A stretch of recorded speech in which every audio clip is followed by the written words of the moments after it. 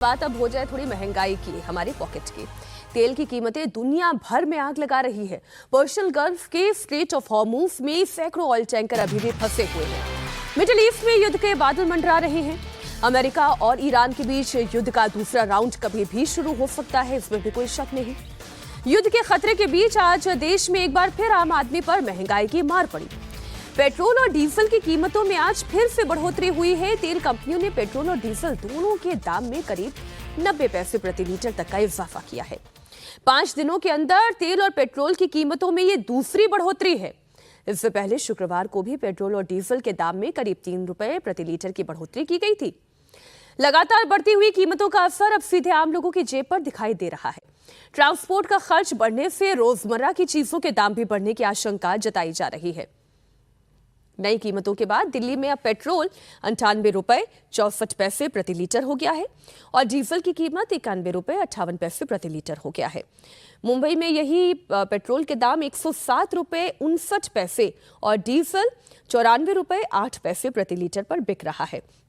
और अन्य शहरों के जो दाम हैं वो इस वक्त आपके सामने हैं। कोलकाता में भी 109 पर चला गया है, चेन्नई में भी 104 पर पेट्रोल के दाम चले गए हैं। तो महंगाई आ रही है, ये दिखाई दे रही है, लेकिन धीरे धीरे करके इसका बोझ आम जनता पर डाला जा रहा है।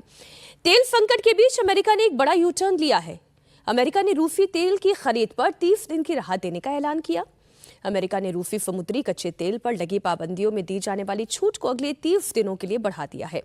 ये छूट पिछले शनिवार को खत्म हो गई थी, जिससे अब अमेरिकी ट्रेजरी सचिव स्कॉट बेसेंट की एक अस्थायी सामान्य लाइसेंस जारी कर अगले 30 दिनों के लिए वैध करार दिया गया।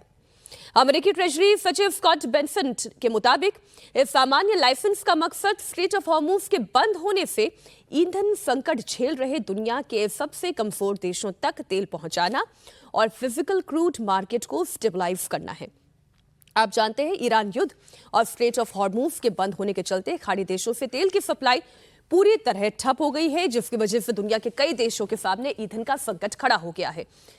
दो अलग अलग बातें हैं अजीत जी। पहली बात तो यह है कि महंगाई कोई पूछे कि आ रही है, हम ये कहेंगे हाँ महंगाई आ रही है। क्या झटके से आ रही है? तो झटके से नहीं आ रही है, धीरे धीरे करके आ रही है।